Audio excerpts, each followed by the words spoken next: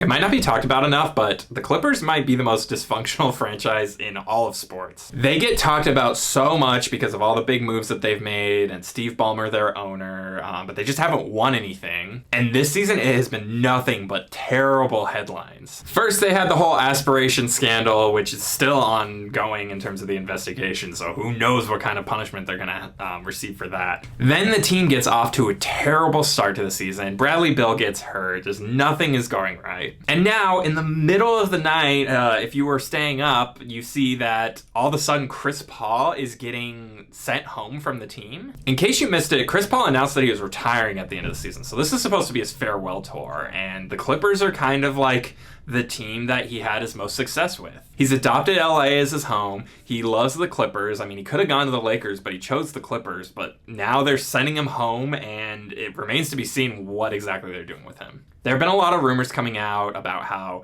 the leadership of the team was frustrated with Chris Paul being kind of vocal about where the team is lacking. I've seen some rumors about potentially Kawhi Leonard and him kind of having a clash and this being Kawhi driven, though I haven't seen really great sourcing on that, but it wouldn't surprise me. And now there's talk that him and Ty Lue haven't spoken in weeks, and Chris Paul tried to set up a meeting with Ty Lue and he flat out ignored him. This is just a hot mess. Chris Paul is actually somebody I've interviewed before, and I would definitely say he's a little bit more serious. He doesn't really joke around, kid around. He's a very serious person, takes himself very seriously. But isn't that what you want from like one of the leaders of your team on a professional basketball franchise? When I interviewed Chris Paul, Ty Lue was also there, and he seems like a guy who takes himself very seriously as well. So maybe just both of their personalities just clash too much. At the same time, like, this is his last season. The team's terrible. They're not going to win anything. So I don't know why they can't really just deal with